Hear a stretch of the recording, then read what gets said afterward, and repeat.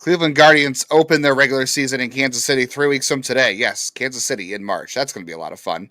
Who is going to be on this roster? I think we have a decent idea of who it's going to be. Let's talk about who's on the fringes and who is going to be on this roster on opening day.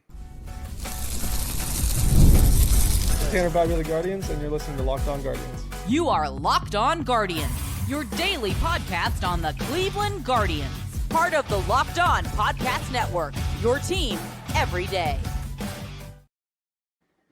One player we could be certain on, they haven't announced it yet, but they should announce it soon, is going to be Tanner Bybee, who turned 26 on Thursday. Happy birthday to a friend of the show, Tanner Bybee. Can safely assume he is going to be the opening day starter at this point. I don't see why he has wouldn't options. Be. Maybe right? He's got options. They could make a. He's got 3 left. He does have 3 left. Jeez, he's got 3 left. He is the king of options, but he also is the king of leaving the Guardians no options because there is no other option. He is the opening day starter. If they don't announce that soon, I'll be very surprised. On today's show, we'll talk about rest. We riot. Yes, we riot. On today's show, we'll talk about who is going to make this opening day roster. We'll talk about what the lineup's going to look like. We'll talk about where things are at with some of the open spots on the roster. I know Jeff's got a hot take yesterday about spots that are not open. We might have some surprises on this one too. But we'll get into that. Before we get into that, I'm Justin Latta.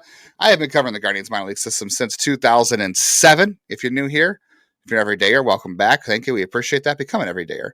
I was previously editor-in-chief of Guardians Baseball Insider, also a freelancer at the News Herald and the Morning Journal, and next year in Cleveland.substack.com and Prospects Live, where I'm hoping to do a lot more work this year as well. I am Jeff Ellis. Been here for, I think we hit 1,400 episodes now, so you've listened to me talk a lot. Who out there has listened to all 1,400 episodes? Comment below. Before this, I was a lead draft and prospect analyst at Scout and 24/7. Yes, that was a very exciting 1,400 episodes. Thanks to everybody for that. Thanks for 1,400. Thanks for listening. All right, so who's going to be on the opening day roster? I think this is a pretty straightforward conversation for the most part. Like, we know that, who's going to be a catcher. We know who's going to be at first base. We know who's going to DH. The only spots that are still open are second base. Jeff, you had a hot take yesterday, though, that there really is only one spot open, and that's just second base. Yeah. It is interesting because it's like at the same time, just trying to fill out a lineup. It's like, is Manzardo really not going to platoon? Like, is there, it's like figuring out like how they're going to do this. There's a lot of questions we'll have to get into. Like that Manzardo, has been in kind of a platoon his whole life until now, or, like even the postseason, they had him in a platoon. So it's like, I'm kind of curious to see, maybe there is a little more wiggle room on the fringes as they're, probably going to look to have maybe someone who can platoon with him. Someone pointed out, one of our listeners, about Andrew Walters hasn't pitched in a very long time. So, that left-handed bullpen spot, I feel pretty good, is going to be Nikhazy. Second base, I'm still not sold on anyone. And, the old caveat, as always in camp, is we feel pretty good until the injuries start. Yeah.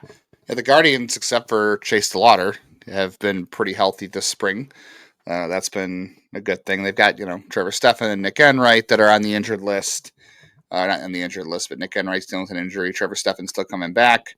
Frank Wallman did have his own version of a hernia surgery, not the same one as Chase DeLauter. Frank Wallman will be a lot quicker. So let's talk about the rotation spot because, you said second base. Let's start with the rotation spot, though. You seem to think that this is a foregone conclusion that it's Triston McKenzie in that last spot? Yes. They've invested too much time in him. This is not a lot of times when they brought some guys on and let them go, they hadn't invested this much time as an organization in a player. They've invested a lot of time. And again, 3 years ago, he was a dark horse Cy Young candidate. They're going to give him rope. They're going to give him opportunities. That's how they operate. Mike Zunino's the last guy I can think who got a pretty short rope, and he was a free agent who was brought in. Like, they don't typically let their guys go early. And the other big thing too is, like, I will stand on this island. I don't think he works as a reliever, just because he is a player who pitching in back-to-back days and just the way he's kind of has inconsistencies. I don't think he's going to play up in the pen. I don't think that's going to be a good fit for him. Yeah, there's a lot of people who want to see if Triston McKenzie can go the Carlos Carrasco route, because that did save Carlos Carrasco's career. He went to the bullpen. They worked on him with going out of the stretch, and they just told him to go out and air it out and just let his stuff play. And however long he goes, that's how long he goes. And that he took that mentality to the rotation, and that really worked out. But that was Carrasco's also a better over prospect than McKenzie. Like, I mean, Carrasco was the Phillies like prospect of the year for like 4 years running. Like the shine had fallen a little, but at peak, he was one of considered like an elite prospect when at points with the Philadelphia Phillies. Like McKenzie doesn't have Carrasco's stuff. Yeah, maybe not. Carrasco had a deeper arsenal. Yeah. And the body types are different too. Like you've often pointed out, like there are no body types in Major League Baseball like Triston McKenzie. Zero. And I'm not saying that the body type is entirely to blame here, because I don't think it is, because we've seen Triston McKenzie have success, so we know that he can do it. And we know velocity is not the issue, so it doesn't seem to be a surgical or a medical issue for him. I'm on the fence whether or not I believe he is going to be in that fifth spot. I agree with you, and this team usually will give their players every last ditch effort, and I think it's a case by case basis. We have seen a track record now of Triston McKenzie go out and do these things where he might look brilliant in some outings, and then he has the second outing like he did the other day, and it reminded you of what a mess it was. If he goes out, we want to be careful not to read into spring training results too much, but we were buying in on Gavin Williams yesterday and how good things look because of mechanical changes that he had to adjust about and the results from that. Sarah's wrote a great priest. Nope. Wrote a great piece. If you want to go check that out, I'll say, kind of helping explain that some more.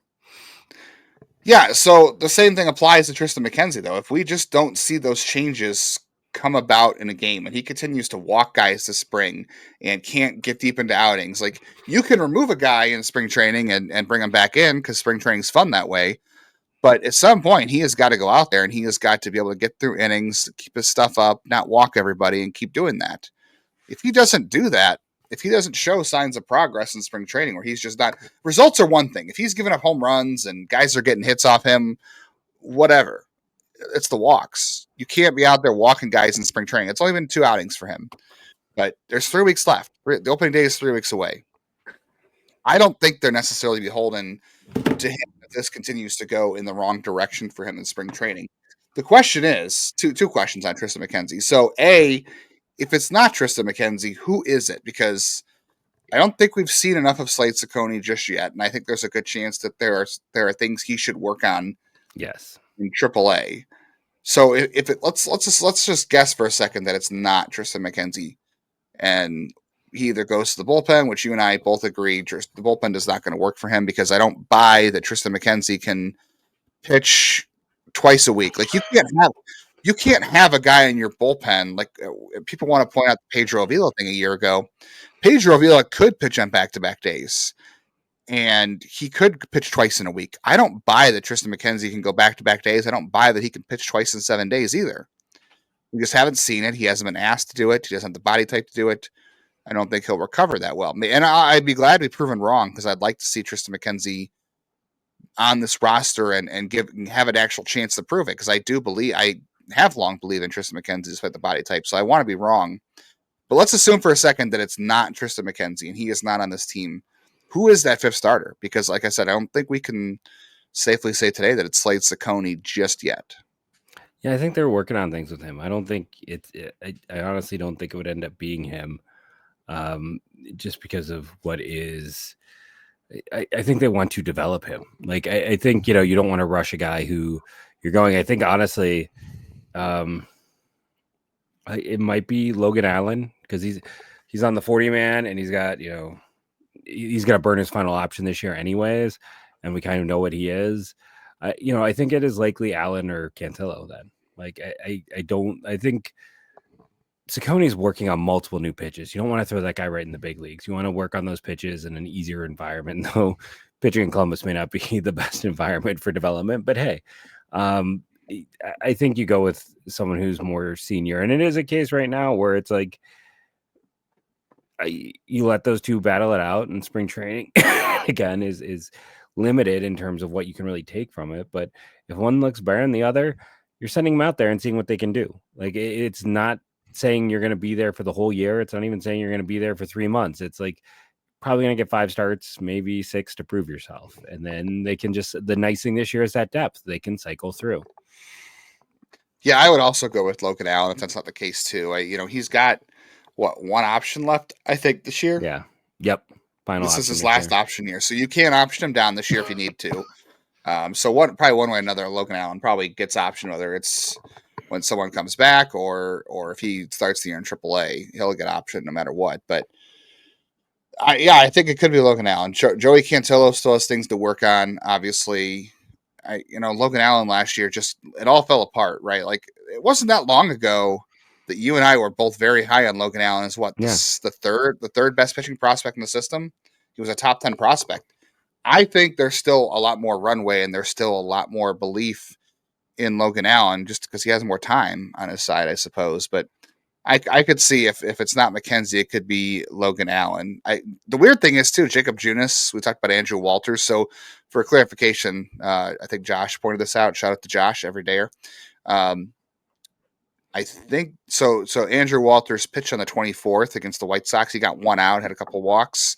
And then he was supposed to pitch the 27th, and he never came in the game, and he hasn't pitched since. So it might be worth asking Stephen Vogt where Andrew Walters is, because that might impact how the bullpen goes. But we also haven't seen Jakob Junis yet in spring training. That's also an interesting question, why Jakob Junis has not appeared in a game either.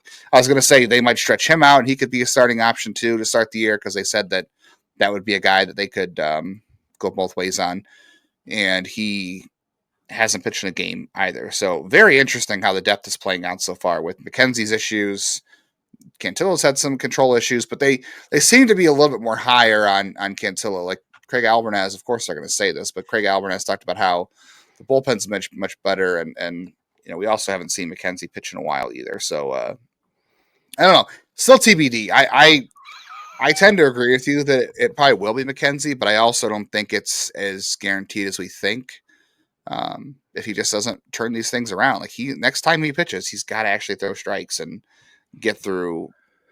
He's got 5 walks to 1 strikeout in 2 2/3 innings. So that's a pretty scary ratio. And that's again, reminiscent of what we've seen Triston McKenzie in the past.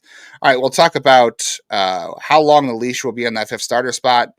And we'll talk about second base, talk about the lineup. We will talk about the last bullpen spots. We'll talk about Jakob Junis and Andrew Walters have been kind of MIA too, so we'll have to discuss all of that on the rest of this episode of Locked On Guardians.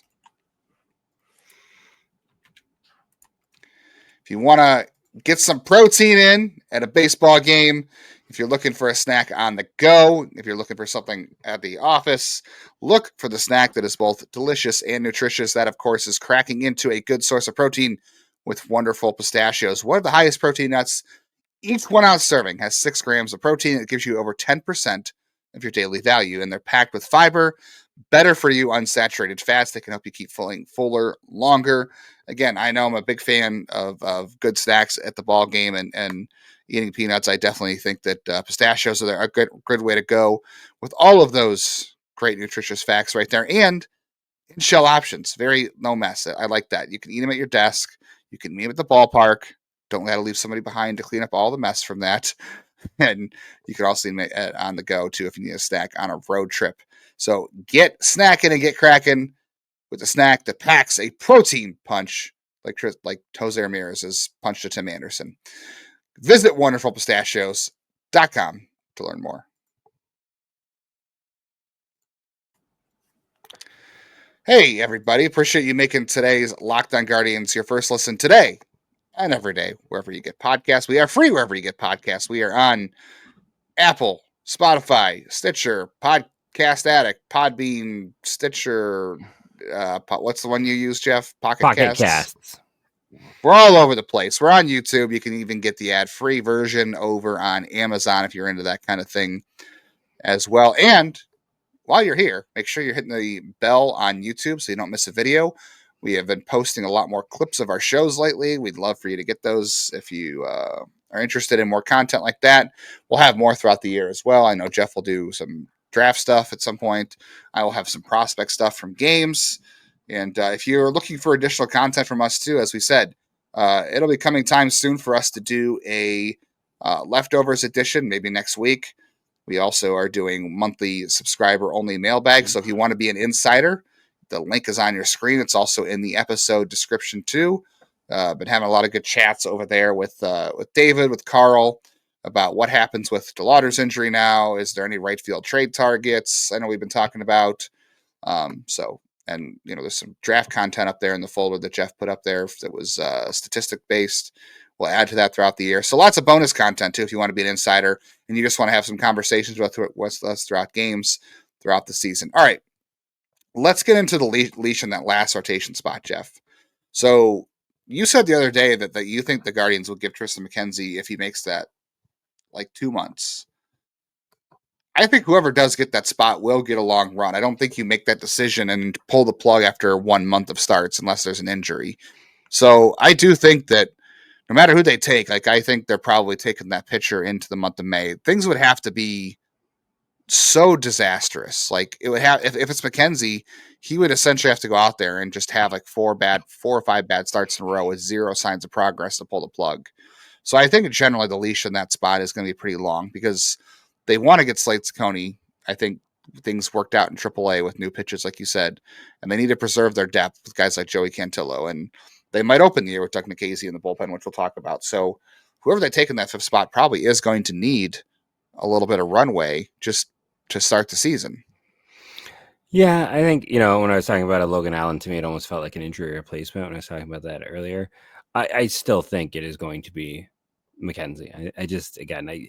This organization holds on so tight to players they develop. I mean, we have seen so many guys that just keep, they get that long leash. So I still think it's going to be him, and I agree. It is probably, they often don't make a move until the end of May. That is kind of their thing. And it makes sense because it's such a small sample size if you're not waiting. So, yeah, I think if it comes down to a situation where I'm wrong on McKenzie, I think, as long as it's a not health-based, that person's probably going to be there till end of May, barring another issue like health. Let's talk about second base then. I'm pretty much at this point still team Gabriel Arias because Juan Brito, it's been 15 plate appearances, so we're not going to sit here and do a whole lot of judgment stats-wise, but for the same arguments that we're making for Triston McKenzie, Gabriel Arias applies to all of that too, and there's a little more versatility there too, right? Juan Brito is defensively limited. I was having some conversations with one of our insiders, can't remember who, but was asking about Juan Brito. Could he play right field? And I was like, well, that's an interesting option because Juan Brito, not really. It's a weird throwing angle. He doesn't really have the arm strength for it, so it's a weird. They did put him in right field last year in the minors, so he's done it. It's not ideal. He's probably more suited to be a left fielder, but obviously Juan's not playing anywhere else. But he's done it at least. They've at least tried it and showed that they're willing to do that with him. So I think it's more likely Juan Brito goes to AAA. I think you'll also see them use the same excuse, rookie hitters in April in Cleveland, that's hard. And there's no service time games we play with Juan Brito. I don't think you care about Juan Brito's age 30 season, right? He's 23. I don't think you care about his age 30 season, especially with Travis Bazzana, staring down the barrel. So I don't necessarily think that you're worried about service time with him. If they send the AAA, don't sit there and act like it's a service time deal because I don't think they actually care about that. But I do think I kind of feel like his at bats this spring look like someone who is pressing a little bit, trying to impress and make the team. The quality of at-bats he's having don't look like the quality of at-bats I saw in AAA. And maybe part of that is he's facing some better pitching early in games, and that's when you're going to see better pitching is early in games in spring training. But it feels like he's kind of pressing. So I don't know. And I also think that Arias makes sense out of the gate too because, A, you're going to give him the last chance, but B, he's the guy who can play third base when you give Jose Ramirez that 1 day a week at DH, right? And he can also play shortstop to give Brian Rocchio a day off, and then you can not lose anything defensively, and you can plug, Steeman and Freeman in at second, who I think both make this team. So I think there's just too many reasons for Gabriel Arias to be the opening day second baseman. The question I really have, though, is how long of a run he's going to get to, because is it the Memorial Day thing like it usually is? Do you wait till Memorial Day to make any decisions on that? Like, that's generally when it happens. When did Ramon Laureano get cut last year? It was on Memorial Day, right? And Esteban Florial.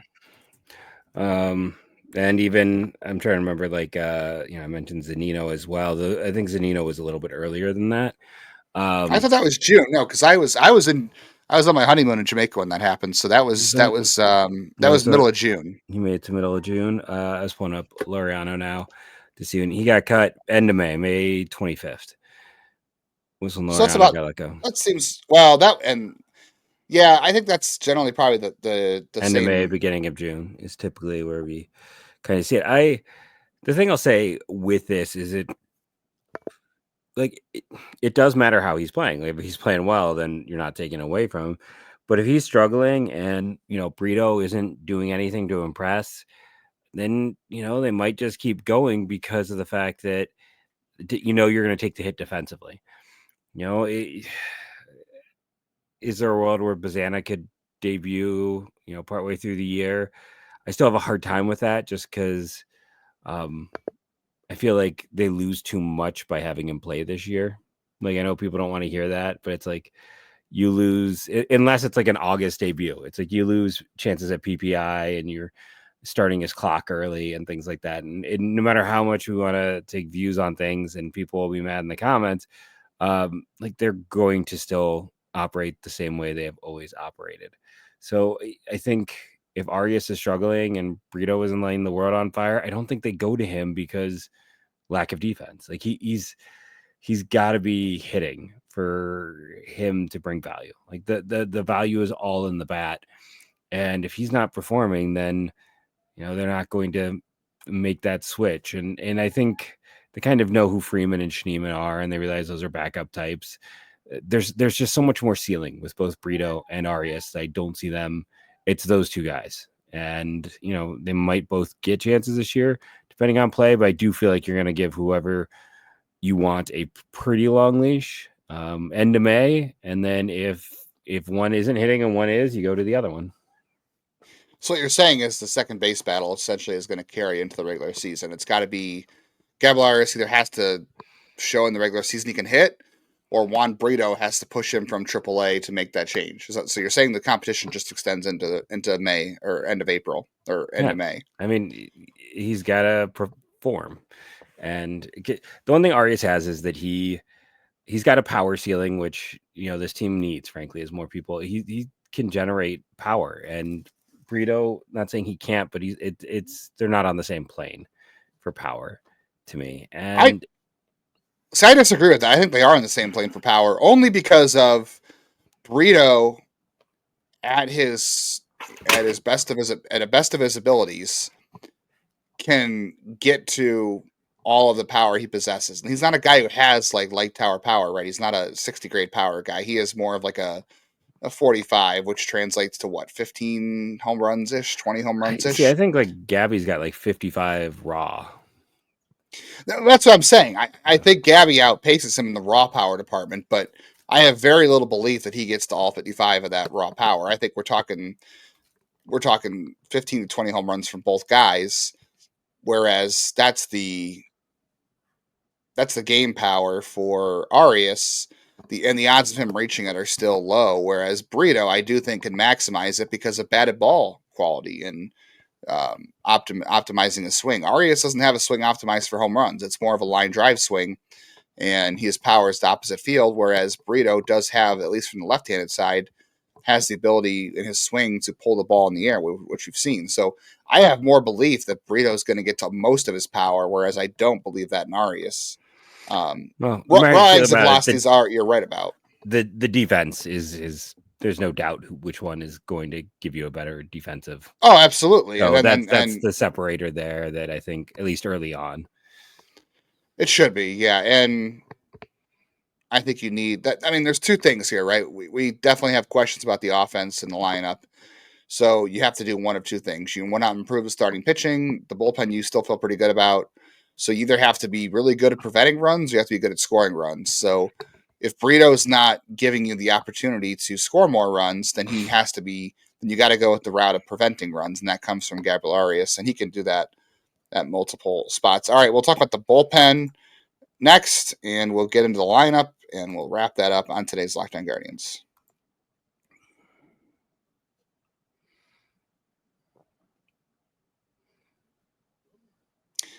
All right, so let's talk about the last bullpen spot real quick. We said that Andrew Walters hasn't pitched since the 24th. He was scheduled to go on the 27th. He has not pitched since the 24th, so because he didn't appear in that game. Relievers don't need that much time to ramp up, so I'm not worried yet. But the fact that he was supposed to appear in a game and didn't is kind of weird. It's a little concerning. Yeah, so I would say that's worth a question. If they have a Zoom of it, I won't be able to ask any questions on the Zoom on Thursday morning. So hopefully somebody else will. But he's on. Maybe he'll pitch on Thursday. I don't know. They haven't released at the time of recording this. They haven't released who's pitching on. Oh, yes, they have, and he's not on the list Thursday. I'm sorry. So he is not scheduled to pitch on Thursday. So that's not a great sign. We'll see how that goes there. The bullpen, then Clase is ready. Smith will be fine. Gaddis is fine. Herron looked good in his outing. Paul Sewald's going to be out there, although he has looked a little bit shaky in some of his outings. The weird thing is, like I said, Jakob Junis hasn't pitched at all this spring. So I'm kind of curious to see what the plan with Junis is at this point, because again, it's a little unusual that he hasn't pitched. That's another one really what's going on there. And there's 3 weeks left, and they talked about stretching him out as a starter. So it's like he's not getting reps as a reliever or a starter in game. Maybe there's work off of the backfields there for that, but you need time to build him up too if he's going to be stretched out as a starter. And there's only 3 weeks, so that's a little strange on that side of things.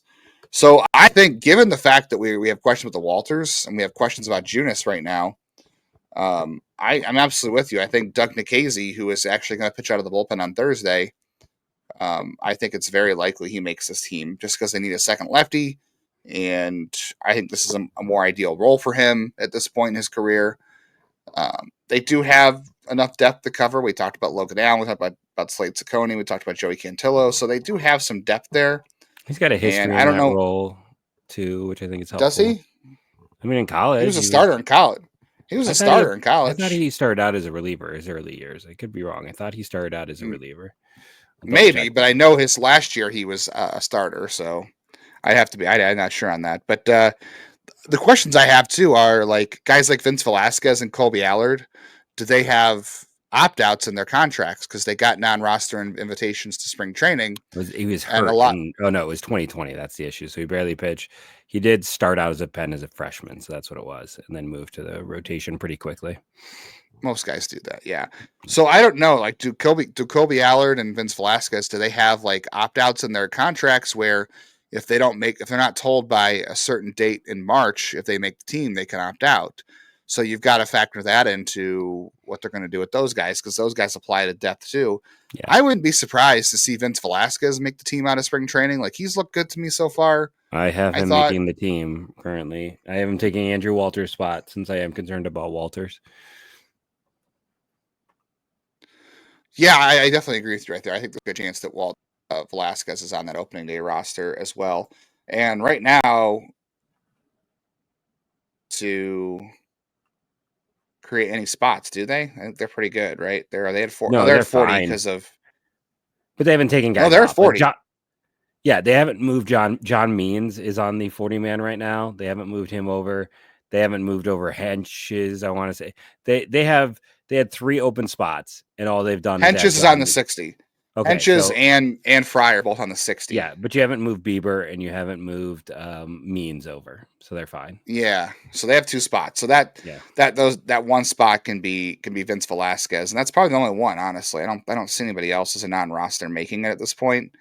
So yeah, I'm definitely with you. I think the bullpen shakes out, at least initially. Is Clase, Smith, Gaddis, Herron, Sewald, and then there's Nikhazy and Velasquez. There might be another spot open though, because the question is Junis, and then Junis and Walters. Those are 2 spots right there. You could have Velasquez take one. Nikhazy's essentially taking Erik Sabrowski's spot for now. We'll see how long that goes, but yeah, the Jakob Junis question is interesting. So Yeah. Last question then on the opening day roster projection. And let's remember this too. If you've gotten this far, thank you. But as we always say with opening day rosters, remember that these rosters can change. Like we already talked about what things could look like in June, right? You could have Juan Brito forcing the way up. You'll get Shane Bieber back. David Fry is going to come back, we hope, in June. So the roster we're talking about now on March 27th will not be the same roster on June 27th. I think we can be pretty confident in that. So just because it doesn't look pretty right now doesn't mean, I don't know. I don't have a crystal ball, but it doesn't look pretty. It may not look pretty in some ways right now, but Walters could be fine, and Junis could be fine, and Sabrowski could be back, and other guys could also emerge. Stefan could be back sooner than later. Yeah, Stefan could step in, and you don't need Velasquez or something. Yeah. So the one question I have so far is that we've seen Carlos Santana hit second in the lineup quite a few times this spring, and I wonder if it's still early enough where they're doing that because you want to get your guys 3 or 4 at bats as soon as possible and get them out of the game, or is that something they're considering? Because like right now, this is the lineup I have right now. I have against lefties Santana leading off against lefties because he was better against lefties a year ago. And he has been first career. Yes, first career. So I like the idea of Santana leading off against lefties, moving Quan into the 2 spot against them. Then you have Jose, because this lineup doesn't have issues against lefties. We know we think they're going to hit lefties because you got Santana and you've got Ramirez, who was better against lefties last year. You've got Quan, who is platoon agnostic. You have Lane Thomas, who crushes lefties. Noel's better against lefties. The question marks are like, does Kyle Manzardo DH against lefties and righties? I don't see where there's a natural platoon partner with him right now. I don't see it. So I think he has to play every day. So I've got him in the lineup against lefties behind Noel hitting 5th. And then you got Arias at second base, who struggled against lefties before, but historically has not. So that's I weird. guess the question is, could you do Noel Manzardo at first and then have Rodriguez and Brennan in the outfield? You could do that, and that way I don't know. I still want to see Manzardo play every day. Like I think at this point in his career, and because of how important he's going to be to your season this year, I think you want to play him against lefties. If you want to put Tyler Freeman in center field, move Lane Thomas to right field against lefties, and move Noel to first base, I can see that, I suppose. And actually, now that I'm thinking about it, that actually sounds like they're going to do. I haven't seen it yet, but now that I say it out loud, Freeman in center against lefties, Thomas on right, and Noel at first base. That, I don't know. That's probably what they're going to do, but I want to see Manzardo play against some lefties. Like when you're facing Garrett Crochet and Chris Sale, like I can understand sitting him because, the Indians sat Jim Thome early in his career against Randy Johnson and those guys, but eventually he played every day. And at some point, you're going to need to figure out if Manzardo can play every day. So I'd like to see him play against at least the non-Garrett Crochets and Chris Sales of the world, but at some point, you got to sink or swim. Bo Naylor is going to be in the lineup every day. So against righties, I have Quan. I have Santana hitting second against righties just because I've seen it a few times in spring training, so I'm curious. Jose, then Manzardo, then Thomas, then Naylor, Arias, Brennan, and Rocchio. See, I have some slight disagreements with you because Santana has never hit well in the 2-hole. Like that's he hasn't, but lineup. So I would rather have him go lead off and Quan hit 2. I agree with you on that. I'm just thinking that's what they're going to do. So for me, I actually have Santana 1 against righties and lefties. This is just me. Quan 2, J-Ram 3 versus righties, Manzardo 4 against lefties, Thomas 4. And then after that, that's that's when it got hard. Let's be honest, because it's like, yeah, Rocchio's look great in spring, but it was still a rough year last year. Bo Naylor, who knows what you're gonna get? Arias, who knows? Don't have a lot of faith in Will Brennan, but he's probably gonna play a lot. I know Everyday or Sonic's gonna be in the comments about how they need more offense. I will say I still think they have a good chance to have a better offense than a year ago, just because it's gonna be so easy to upgrade at second base and Naylor, Santana didn't to what Naylor was last year should not be a huge drop off. Should not be as big of a drop off as what you should upgrade at second base. So, well, yes, it's not pretty, and there's a lot of reason to have concern. I still think it's an offense that should be better this year than it was last year. I think there's still a chance for drop off at first base from Naylor to Santana. There might be more consistency, so there might not be the ebbs and flows, but There the could be overall drop-off. ceiling isn't going to be. Yeah, well, And I don't see the upgrade at second base either. Like, I know Jimenez wasn't great, but he like was the second worst offensive second. He was terrible. He was 20% below league average. He was terrible. But offensively a year ago. Gabriel Arias has nothing in his track record at the major league level to prove that he is going to be an upgrade over that, and neither does Juan Brito. I like Juan Brito as a prospect, and I don't believe he's starting the year with the team. There's nothing in Gabriel Arias' history at the major league level, and he's had plenty of at bats at this point for me to say it should be an easy upgrade. I can't buy that. I mean, I think it's 2 years hard to ago, get worse. His data was against great righties. in the second half. His second half data was fantastic 2 years ago. Like he Right, had but if we're looking at the whole of his entire resume, it's not good. But he also had kind of a not much of an opportunity last year. Like the one time he got an extended look, he actually looked like a starter. Like that point time. And that's fine. I'm not saying you're wrong. I'm just saying I don't agree with the notion that it's going to be very easy to upgrade, because I don't. It's easy to get over. It should be easy to get over an 80. Like even someone like Will Brennan over the years has been over an 80. An 80 is low. Yeah, I could easily see Gabriel Arias being exactly an 80. I really can. I think it's very possible. I just don't buy that it's just a foregone conclusion he's going to be better. I just don't. I think he can be, but I don't buy that it's a foregone conclusion. And I don't buy that Santana's going to have the same peaks as Josh Naylor. He just won't have the same valleys. I'm pretty confident about. And let's also remember too about Santana. I've warned about this before, and so have you. Remember, Santana is awful in April and May. He's a slow starter. Yeah.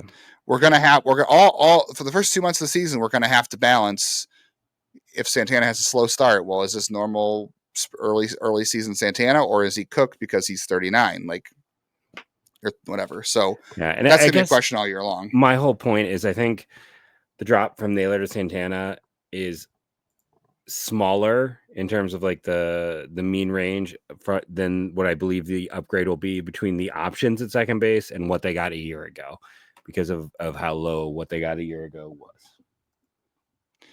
Very possible. All right, Guardians are back in action tonight against Arizona. Tanner Bybee's making his debut. That should be a lot of fun. We'll talk about that on Friday. I know I heard that Tanner's working on making sure his pitches go where they're supposed to go, and he wants to make sure that his changeup moves how it's supposed to move. The cutter and the slider should see the full arsenal on Thursday night. So even though it won't be on video, which kind of stinks, but we'll have lots of updates from that. Make sure you're subscribing, reviewing, downloading each episode, whether it's on video, on audio, so you never miss an episode, and helps us out a lot too. We appreciate that if you're an everydayer, or if you're not an everydayer, become one. I've got a comment of the week. I'm gonna get to it tomorrow, but I got a comment of the week I want to get to. It was a hilarious comment about Bradley Zimmer, Austin Hedges, and Jakob Kozart. I got to pull up who it's from because it made me laugh. You can also email the show at loguardianshow@gmail.com if you want to be in on that. Tomorrow we will review. We'll talk about the start against Arizona. It'll be a night game, so we won't have much to review, honestly. But we'll do our prospect pitcher tools draft. So we'll talk about who has the best pitching tools in the system, fastball draft, best fastball, best curveball, best slider, best command, all that good stuff. And we'll see what we think of the best pitching individual pitches in the system. Next week, we're going to talk Detroit Tigers. We'll do some division preview content next week. So look forward to that with one of our good friends, Rahilio from Motor City Bengals Tigers Minor League Report. A good friend of ours. He'll be on to talk about the Tigers and the AL Central. So if you've been wanting division previews and crossovers, we'll give you that. And hopefully a lot of people are into that, because we'll use that episode as a gauge if people really like that.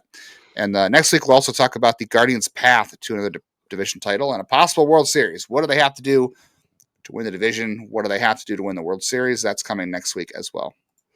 Thank you all for joining us. Remember to rate and review. Do your part daily. Thank you all for joining us. And go, Guardians, go.